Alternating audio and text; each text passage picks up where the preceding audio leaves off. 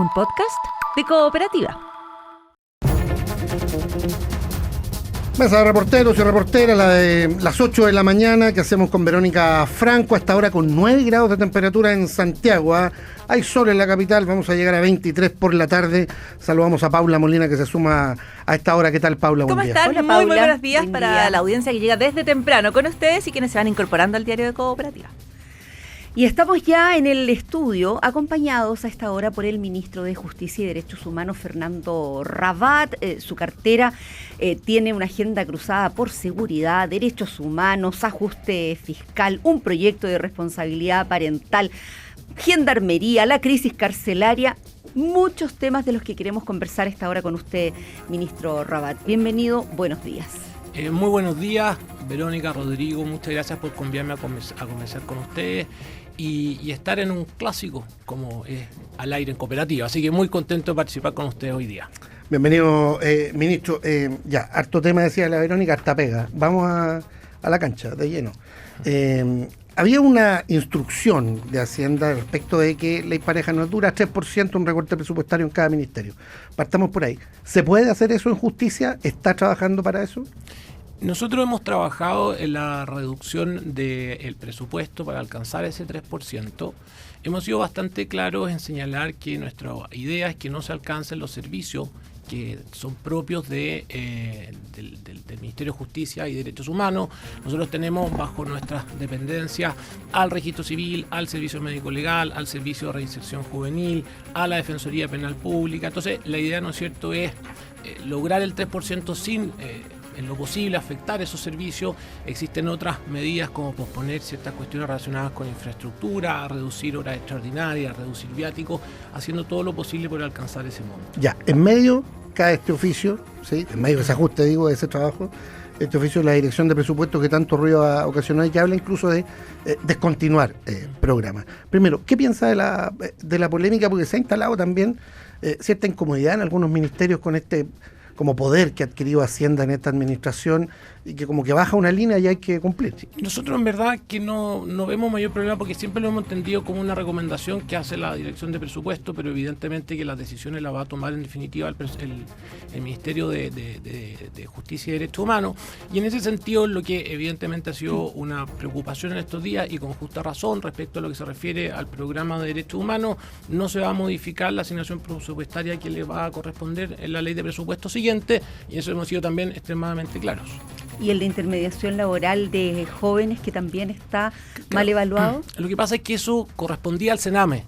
Y el Sename dejó, ¿no es cierto?, de existir y pasa a otra repartición distinta, en otro ministerio distinto. Esa es la razón de esa glosa en particular que usted me señala. Y por eso eso sí va a desaparecer claro, de justicia pero y tendrá razón que de que estaba asignado al instalarse Sename. en otro lado. ¿Y usted comparte la evaluación de que estaba mal evaluado, valga la redundancia, el programa de derechos humanos, ministro? Sí, yo creo que lo que hay que ver acá, y es propio, ¿no es cierto?, de cualquier nueva administración, es analizar todo lo que está bajo la administración, en este caso del Ministerio de Justicia y Derechos Humanos, y tratar de hacer las mejoras necesarias para que los servicios se puedan prestar del modo que sea más conveniente para toda la ciudadanía. Pero le insisto, usted también tiene una mala evaluación de ese programa de derechos humanos. Y no solo en el particular. ámbito de los derechos humanos, sino en el ámbito de todos los servicios que dependen del Ministerio de Justicia. Hemos hecho un análisis destinado precisamente a mejorar cada una de las prestaciones que damos, y usted ha visto también, por ejemplo, en materia del servicio médico legal, cómo hemos hecho una auditoría ministerial para revisar y encontrar los hallazgos y atender directamente a cada uno de esos problemas.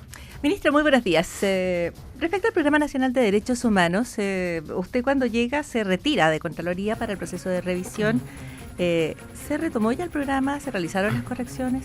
Sí, efectivamente se retiró y efectivamente nosotros oficiamos a 81 reparticiones dentro del Estado para poder recibir todos y cada uno de sus comentarios. Que eran universidades, que eran quienes tenían que Son ministerios, subsecretarías, universidades, instituciones. Y justamente hoy día, 28 de abril, vence el plazo que tienen esas instituciones para entregarnos sus insumos, su información, sus ajustes, y por lo tanto, a partir de hoy día, ¿no es cierto?, la Subsecretaría de Derechos Humanos va a tomar toda esa información para trabajar en el plan y poderlo reingresar lo más pronto posible a la Contraloría General de la República. Ya, se ha tomado más o menos un mes entonces recuperar toda esa información, Sí. recibirla. ¿Cuánto se tomará en procesarla y que finalmente entonces se reinstale el programa? Mire, tengo un margen que ha sido el plazo que se ha dado a los gobiernos de los expresidentes Piñera y Boric. El presidente Boric se demoró 2 meses, el presidente Piñera 3 meses, así que todavía estoy a tiempo, ¿no es cierto?, de poder cumplir ese plazo, ¿no es cierto?, que le he señalado. Perfecto. Sobre el plan de búsqueda, ministro Rabat, que también en su llegada al gobierno se genera mucha preocupación por la renuncia o la salida de 3 personas desde el plan y los temores respecto a que se estuviera debilitando el plan de búsqueda. ¿Cuál es la situación hoy del Plan Nacional de Búsqueda? ¿Sigue avanzando, tanto en las investigaciones judiciales como la reconstrucción de los recorridos en esos casos? La respuesta es sí. Hoy día, ¿no es cierto?, hemos contratado a 2 profesionales que son de primer nivel, una a cargo del área judicial del Plan de Derechos Humanos, que es Constanza Carrillo, otra a cargo del plan o del área, ¿no es cierto?, relacionada con el archivo y con la memoria histórica, Javiera Schweitzer, y ambas están trabajando de manera excelente.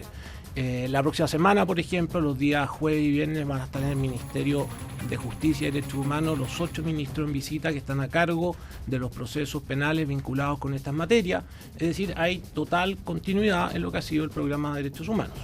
Ya, respecto a eso, además se le abrió un flanco cuando se denuncia por parte de ex funcionarias en este mundo de los derechos humanos, en estos programas, que usted había instruido no alegar a los abogados del gobierno respecto de la solicitud de libertades de criminales de lesa humanidad.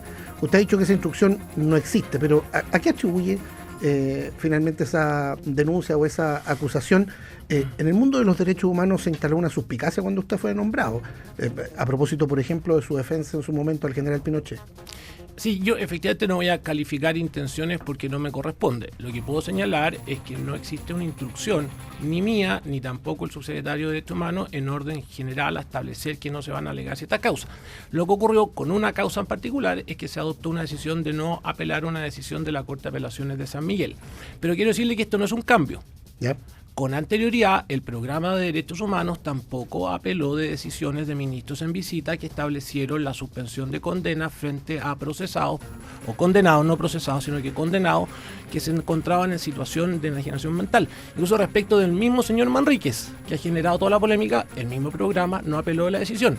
Entonces no se generó polémica, nadie efectuó ninguna imputación.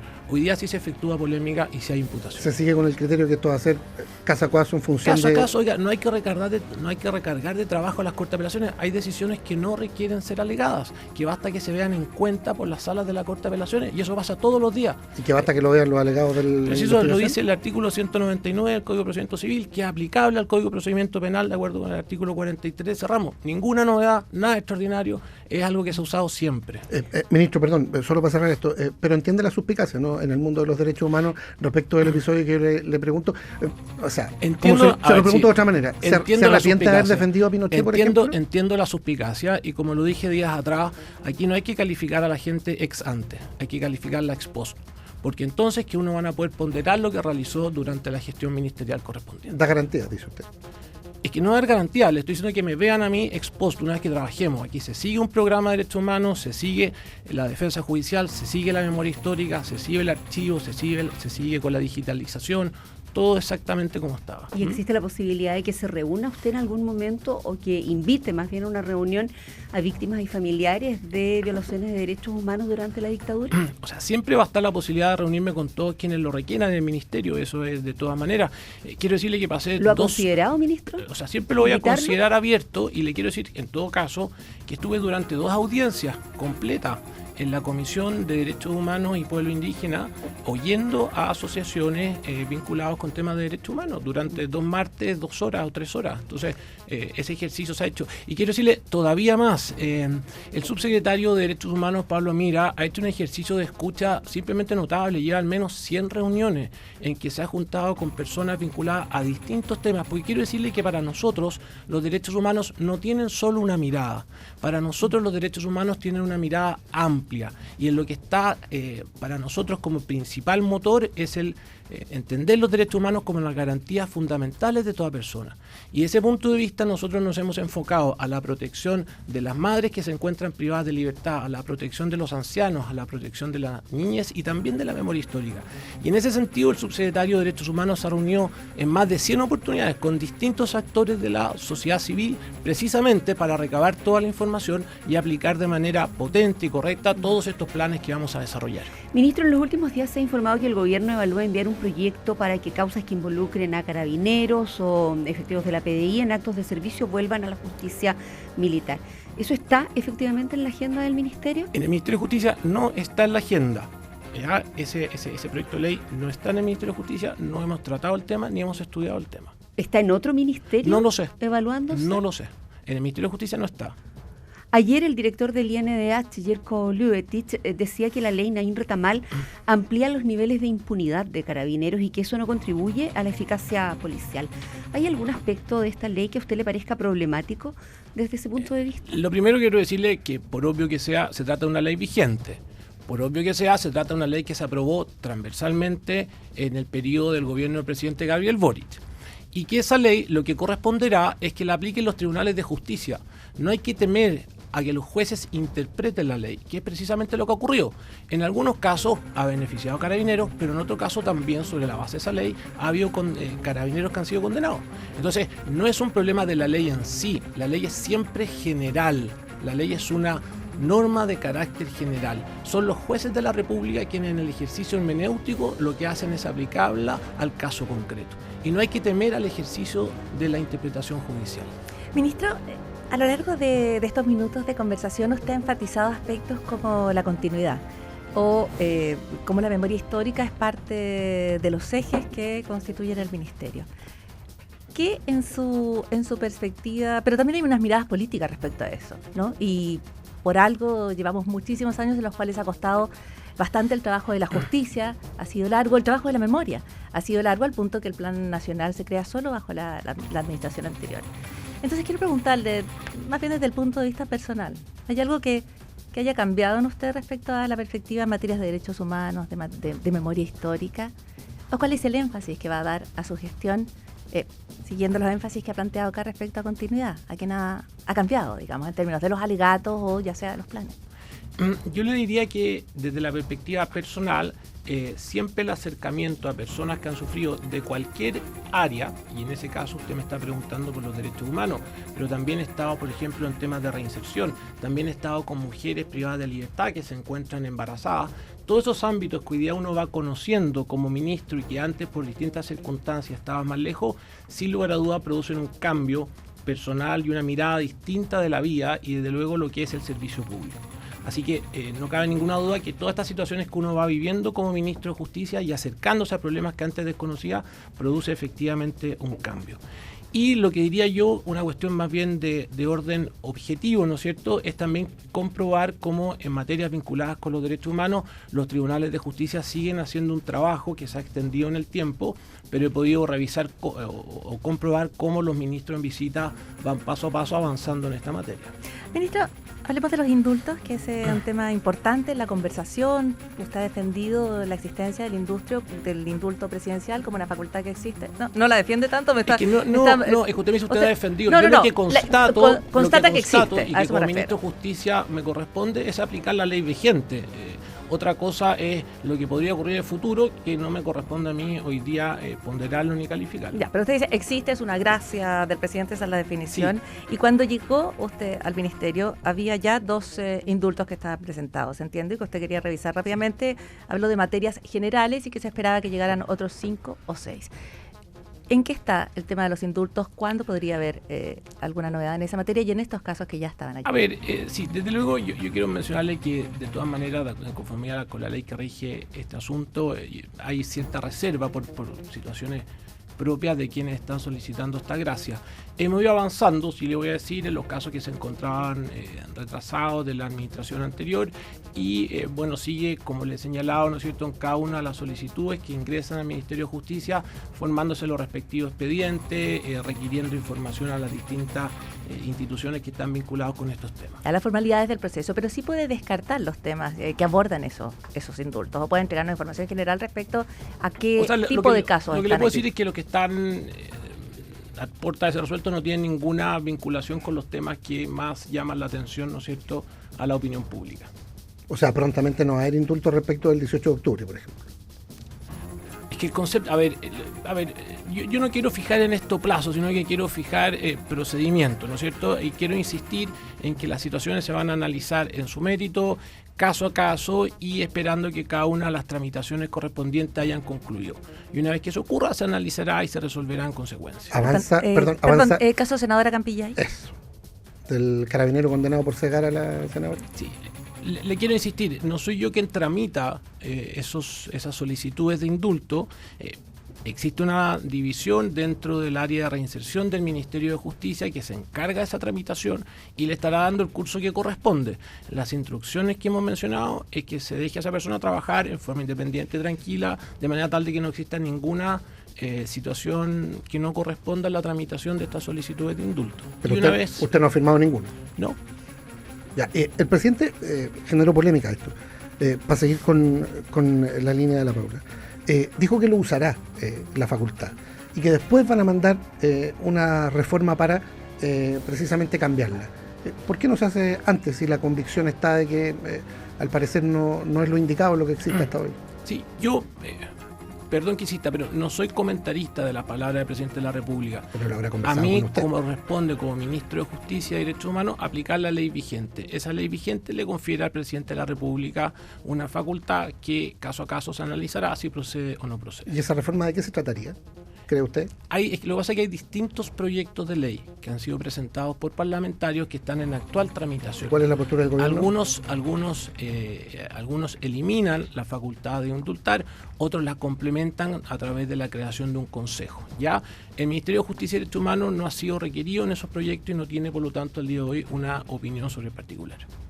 Ministro, hablemos de las cárceles, la reforma que incorpora Gendarmería, las fuerzas de orden y seguridad, la custodia penitenciaria pasa al ámbito de seguridad, pero la reinserción queda en justicia. ¿Cómo se va a coordinar esa doble dependencia para que no haya un vacío de mando en las cárceles? Sí, lo que hemos hecho es configurar una mesa de trabajo. En esa mesa de trabajo está hoy día la cabeza, es el subsecretario de Justicia y el subsecretario de Seguridad Pública. Ellos están reunidos con una secretaria ejecutiva y con muchas otras personas trabajando para que el traspaso sea lo más normal posible y no exista ninguna situación de vacío. Existen reuniones periódicas, muy periódicas, con personal de Gendarmería, y hasta el momento no hemos notado que exista ningún vacío en esa naturaleza. De acuerdo con la reforma constitucional, el Ministerio de Seguridad hoy tiene el control y tuición de la seguridad en las cárceles, por lo tanto nosotros estamos apoyando para que todo eso se efectúe de manera correcta. El Ministerio de Justicia queda con una situación de infraestructura, de la creación, ampliación de penales, y queda también con la reinserción social. Y en esto último, ¿no es cierto?, es que le estamos dando muchísima énfasis a la reinserción social. Nosotros tenemos 4 ejes en materia de reinserción. Queremos abordar la vida de las mujeres y la primera infancia, la educación, capacitación y empleo, la seguridad y gestión de la convivencia y condiciones de vida y trato digno. Sobre la base de esos 4 grandes ejes es que queremos enfocar nuestro trabajo en materia de reinserción. ¿Y dónde entra aquí en la creación de infraestructura el terminar con el hacinamiento? Usted hablaba de derechos humanos en términos amplios. Sí. Claramente el Estado no está respetando los derechos humanos de los reos. El gobierno anterior nos dejó una sobrepoblación penal del 140%. Ayer leía una entrevista al ministro Rau, con quien hemos conversado mucho y tenemos suscrito un convenio para... el ministro de Obras Públicas. El ministro de Obras Públicas, ¿no es cierto?, a Rau, para precisamente proceder a crear en el más corto tiempo 20.000 plazas nuevas. ¿Cuánto es el corto tiempo, ministro? Nosotros queremos en 2 años, ojalá, poder tener la construcción ya de cárceles operando. ¿Se está avanzando en la cárcel de lo que habló el presidente Kast durante la campaña, en la cárcel en el desierto, que ya estaba avanzada ahí en Atacama? Sí, lo que en términos de temporales, hoy día lo más rápido es la inauguración o entrada en marcha de la cárcel del Maule, se llama La Laguna.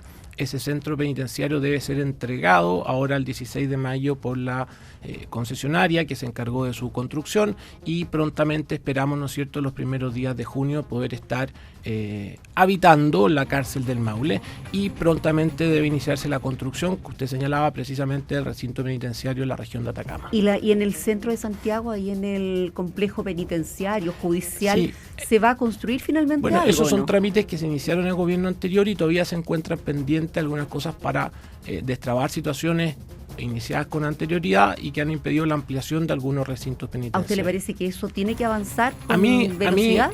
Tomo el inicio de su pregunta. Creo que la sobrepoblación penal, el hacinamiento penal, no es algo que podamos tolerar en el corto tiempo. Y por lo tanto, lo que tenemos como país que lograr es precisamente la construcción y ampliación de recintos penitenciarios que nos permitan, ¿no es cierto?, terminar o morigerar esa situación. Ministro, desde la cartera de Justicia, las titulares, quienes han ejercido ese cargo, han dejado en algunos casos ciertos acentos bien marcados, ¿no? Estoy pensando en el tema del hacinamiento carcelario y las declaraciones del ministro Bulnes en su momento, por ejemplo, o el Plan Nacional de Búsqueda y el ministro Cordero, además de otras materias. Y quiero preguntarle cuál es para ti, o para usted, porque nos ha hablado de una serie de prioridades y plazos, pero ¿cuál es su prioridad? Si usted pudiera instalar un tema, si usted pudiera poner toda su energía en un tema, sí, de todos los que hay pendientes, nombramientos, desde el nombramiento de la Corte Suprema hasta mujeres privadas de libertad con niños que nacen en la cárcel. Sí. ¿Dónde quisiera usted poner su énfasis? Permítame elegir dos. Uno que puede ser de formación profesional, pero me gustaría poder colaborar efectivamente con superar la crisis del sistema judicial. Me gustaría que desde la perspectiva del Ministerio de Justicia y Derechos Humanos haber sido una herramienta que permita recuperar, ¿no es cierto?, todo el prestigio al Poder Judicial, a los jueces de la República y a los sistemas. Y en segundo lugar, me gustaría dejar una huella en reinserción. ¿Y en reinserción cómo se puede dejar una huella? Y quiero insistir en lo de las madres cuyos que con niños muy pequeños están en la cárcel, a veces por delitos que no son tremendamente graves. Usted lo ha dicho, hay niños, y se sabe, hay niños que la primera palabra que dicen es mi cabo, no es mamá. ¿Se puede hacer algún anuncio concreto en esas materias? A ver, nosotros lo que vamos a hacer es proyectar, es impulsar un proyecto de ley que hay dos, pero vamos a impulsar un proyecto de ley. Hoy día hay 116 mujeres que se encuentran con niños de muy temprana edad viviendo en centros penitenciarios. Y la idea, ¿no es cierto?, salvo que se trate de delitos muy graves, es que puedan cumplir esa condena en lugares distintos, puesto que del total de recintos penitenciarios, creo que me puedo equivocar en el número, pero creo que solamente 7 tienen lugares en los cuales pueden, ¿no es cierto?, salas cuna y lugares especiales para que las madres puedan dejar a sus hijos. La situación más grave está en la región metropolitana, aproximadamente ahí está el 35% de las mujeres, y luego en la región de Tarapacá con un 20%. Así que ese se gustaría que fuera el segundo punto. A propósito de la crisis del sistema judicial que usted toca, hay casos muy graves allí. ¿Usted conoció a Luis Hermosilla personalmente? ¿Tenía algún vínculo con él? No tenía ningún vínculo con él, lo conocí porque evidentemente era un abogado, ¿no es cierto?, que ejercía la profesión en el mismo medio que nos movíamos todos, digamos. ¿Ángela Vivanco? No la conocí. ¿Se va a quedar con el control ético obligatorio que ya ha propuesto y cuándo va al Congreso eso? Al Congreso ya fue, el día jueves pasado y presentamos las indicaciones del gobierno al proceso de reforma constitucional. En lo que se refiere al control ético, hay una mirada del punto de vista de lo que son los tribunales de justicia, en donde poder darle facultades a la Fiscalía Judicial para que precisamente persiga conductas que son contrarias a la ética. Y lo que hemos propuesto es que respecto a los abogados que ejercemos la profesión, todos aquellos que no se encuentren adscritos a un colegio de abogados puedan ser sancionados por la justicia ordinaria. Y acá viene un cambio muy importante, que es entregarle a los colegios de abogados legitimación activa. Esto significa que los colegios de abogados tengan las facultades de poder perseguir en la justicia ordinaria a todos aquellos abogados que infrinjan las normas de carácter ético. ¿Qué le parece lo que se ha conocido hasta ahora respecto de ese caso, el llamado caso Hermosilla o caso Audio, en su sentir más interno, digo, como abogado? Me duele muchísimo. Nosotros los abogados estamos definidos en el Código Orgánico de Tribunales como auxiliares de la Administración de Justicia. La abogacía es una profesión noble y por lo tanto tenemos que actuar con la verdad y colaborar con la correcta administración de justicia. Cada vez que eso se rompe, estamos infringiendo nuestros deberes más elementales como abogados. Y eso es lo que creo que debemos hoy día ponerle coto hoy, en este momento, ser capaces de generar una instancia que permita un efectivo control ético a todos los abogados que ejercemos la profesión. Detrás de cada caso de corrupción, hay un abogado. Y eso hay que ponerle coto y fin lo antes posible. Ministro Rabat, hablemos de violencia juvenil y de responsabilidad parental. Hoy el Código Civil ya contempla la responsabilidad de los padres por hechos de sus hijos menores, ¿no? Entonces el problema es que esas normas son insuficientes, que no se aplican por el procedimiento civil porque es demasiado lento. Lo primero es que, como muchas cosas en nuestra legislación, hay que reconocer el talento de Andrés Bello. Pues esas son normas que están desde 1855 en nuestro Código Civil, con una sociedad bastante distinta, ¿no es cierto?, a la que vivimos hoy. Venezolano, Andrés Bello. Así es, venezolano, pero ciudadano chileno con nacionalidad chilena por gracia, luego, ¿no es cierto?, de que le reconociera al Senado de la República su tremenda obra, que es el Código Civil, que entró en vigencia el 1 de enero de 1857. Para nosotros lo que hemos hecho es tomar el régimen de responsabilidad parental que establece el Código Civil. El Código Civil tiene dos tipos de normas sobre la materia. Las primeras están en el libro primero del Código Civil, que recoge los deberes que tenemos los padres respecto a nuestros hijos, que son deberes de cuidado, deberes de educación, ¿no es cierto?, deberes de poderles generar las condiciones de vida necesarias para que ellos puedan el día de mañana desempeñarse. Y luego, en el libro cuarto, donde está la responsabilidad.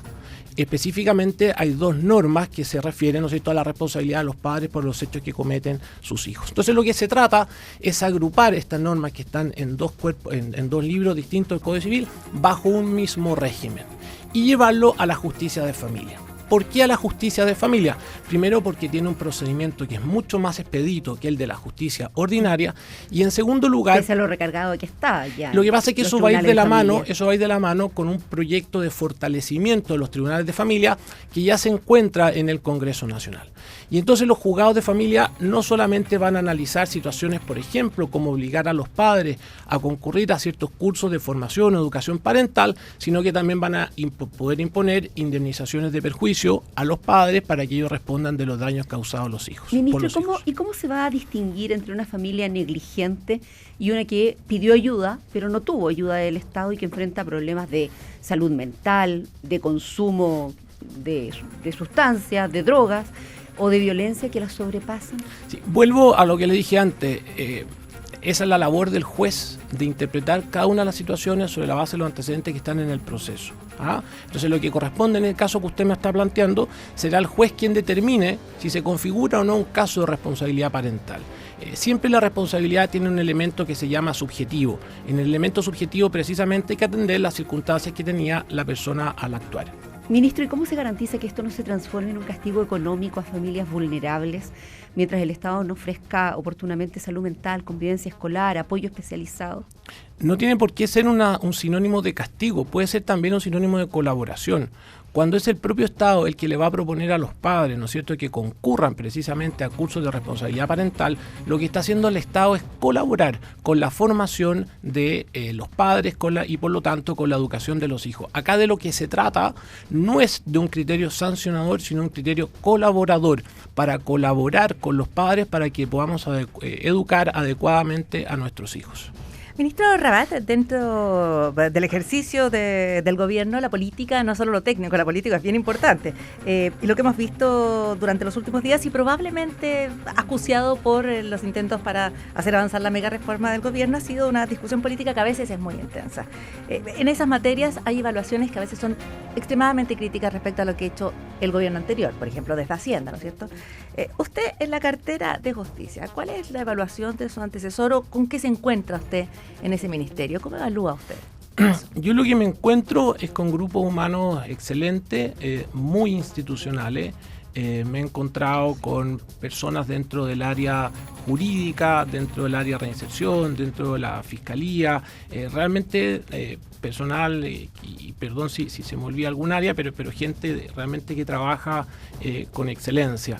Se enojan mucho en el ministerio porque yo lo he pasado muy bien en la división jurídica. La verdad que gozo cada reunión con abogados excelentes que hay ahí en el área normativa. Así que ha sido una muy buena experiencia, estoy muy contento. Te lo pregunto porque parte de a favor de la campaña del presidente Kast hubo menciones a los trabajadores públicos que fueron muy críticas, incluso describirlos como parásitos, sí. O sea, apuntar a las falencias de un Estado demasiado grande o con funcionarios que no están cumpliendo con su labor. ¿Es su mirada distinta? Yo creo que como todo grupo en que hay más de 500 personas que trabajan en una determinada institución, van a haber personas que lo hacen bien y personas que no lo hacen tan bien. Yo me quiero quedar con los primeros porque la verdad es que ha sido un agrado trabajar con personal o funcionarios del ministerio que son altamente institucionales, altamente profesionales y altamente técnicos, y en eso me siento sumamente reconfortado de trabajar con ellos. Respecto a la instalación, hay dificultades, hay un ojo público que es más intenso durante las primeras semanas, ¿no es cierto? Y hay discusiones que son grandes y discusiones que son anecdóticas. No sé si fue al almuerzo usted del presidente y se ríe un poquito. Yo me río pues soy bastante más joven que el presidente, porque disculpe. entonces si usted bueno, me está diciendo que era compañero de curso, el presidente me mató hoy día en la mañana. Podrían haber ido invitados y allí se discute, entre otras cosas, que todos eran abogados y nadie vio que eventualmente existía una incompatibilidad con lo que el propio presidente luego consideró un error. ¿Lo considera usted también un error y cuán difícil ha sido esa instalación? Yo creo que la instalación no ha sido difícil, ha sido con mucho trabajo. Yo vengo del mundo privado y entrar al mundo público ha significado conocer una serie de situaciones que para mí eran totalmente desconocidas, pero ha sido muy bonito, muy desafiante y la verdad estoy feliz trabajando y creo que en ese proceso de instalación, que aunque llevamos 7 semanas, pareciera que es más largo porque hemos trabajado mucho y también nos exigen mucho, y eso me parece muy bien. Nosotros llegamos como un gobierno de emergencia y creemos que hemos reaccionado como un gobierno de emergencia a tratar de enfrentar una serie de problemas que tienen los ciudadanos de a pie todos los días. Y eso, por ejemplo, en el área del Ministerio de Justicia y Derechos Humanos lo vemos con que queremos lograr que el acceso a la justicia sea real, sea eficiente. Lo vemos en el registro civil, en que no queremos que existan más problemas de suspensión, de detención de los servicios. Lo vemos en el servicio médico legal, donde hemos cambiado, ¿no es cierto? Le hemos pedido la renuncia a la directora, hemos iniciado ya un proceso en acta de dirección pública, tenemos auditoría interna para precisamente buscar cómo solucionarle los problemas que tiene todos los días la gente. Ministro, antes que se nos vaya, pues se nos acaba el tiempo, algunas definiciones. ¿De acuerdo o en desacuerdo con el levantamiento del secreto bancario más allá de lo que diga un juez, como es hasta ahora? La Ley General de Banco contempla reglas sobre el levantamiento secreto bancario y esas son ponderadas caso a caso. Yo en esa legislación, por lo menos lo que a mí me ha tocado ver en el ámbito profesional, ¿no es cierto?, se pondera bastante bien el secreto bancario. ¿De acuerdo o en desacuerdo con el proyecto de conmutación de penas que podría favorecer a reos de Punta Peuco? Sí, lo que pasa es que es difícil referirse a ese proyecto porque tiene más de 500 indicaciones, por lo tanto quedó bastante modificado lo que era el proyecto original, por lo tanto hoy día tiene demasiadas cosas que no dejan de ver el fondo. ¿Lo va a impulsar? Nosotros no lo vamos a impulsar. De Galvarino a Pablaza, ¿qué sabe? El Ministerio de Justicia y Derechos Humanos no tiene información sobre esa materia. El Ministerio de Justicia solamente entra a tallar en esta materia una vez que esta persona llegue a Chile, pero el principio es uno solo. Todo ciudadano chileno al cual se le imputa la comisión de un delito debe comparecer a los tribunales de la República. Es el ministro de Justicia, Fernando Rabat, en el diario de Cooperativa. Ha sido una conversación interesante, larga. Gracias por habernos acompañado, ministro. No, gracias a usted. Ha sido un gusto compartir en la mañana en el aire en Cooperativa. Muchísimas gracias. Alto tema. Gracias, ministro. Resumen de noticias en el diario de Cooperativa. En allanamientos masivos por una investigación por presunto lavado de activos, detienen al comunicador Francisco Kaminsky por ley de drogas. Salió en libertad hace solo unos instantes. Sigue la polémica en torno al oficio sobre los programas sociales en el Ejecutivo. El Tribunal Republicano emplazó al segundo piso a controlar daños ahí. La Dirección de Presupuestos atribuyó todo a un problema de lenguaje. De recortes presupuestarios, cárceles y derechos humanos, conversamos con el ministro de Justicia, Fernando Rabat. Nosotros hemos trabajado en la reducción del presupuesto para alcanzar ese 3%. Nosotros tenemos bajo nuestras dependencias al Registro Civil, al Servicio Médico Legal, al Servicio de Reinserción Juvenil, a la Defensoría Penal Pública. Entonces, la idea, ¿no es cierto?, es lograr el 3% sin, en lo posible, afectar esos servicios. En el mundo de los derechos humanos se instaló una suspicacia cuando usted fue nombrado, a propósito, por ejemplo, de su defensa en su momento al general Pinochet. Entiendo la suspicacia. Aquí no hay que calificar a la gente ex ante, hay que calificar calificarla ex post, porque entonces que uno van a poder ponderar lo que realizó durante la gestión ministerial correspondiente. Hoy día lo más rápido es la inauguración o entrada en marcha de la cárcel del Maule. Ese centro penitenciario debe ser entregado ahora el 16 de mayo y prontamente debe iniciarse la construcción del recinto penitenciario en la región de Atacama. Y en el centro de Santiago, ahí en el complejo penitenciario, judicial, Sí. ¿se va a construir finalmente Bueno, algo? esos son ¿no? trámites que se iniciaron en el gobierno anterior y todavía se encuentran pendientes algunas cosas para destrabar situaciones. La miscelánea crítica sube a las reuniones del ministro García Ruminó, por separado en todo caso, con las bancadas del PC y el Frente Amplio. Desde la izquierda piden retirar o dividir el proyecto. Y en el fútbol, el Panzer José Miguel Insulza llega al directorio de Azul Azul. La exministra Pérez sería su nueva presidenta. Esta noche Coquimbo Unido visita al Tolima por Copa Libertadores. Transmite Cooperativa Deportes. Tarde el partido, como a las 10 de la noche. Ahí va a estar el micrófono dorado. Aquí termina el podcast de El Diario de Cooperativa. Lo escuchas en vivo de lunes a viernes desde las 6 de la mañana y todos los días en cooperativapodcast.cl.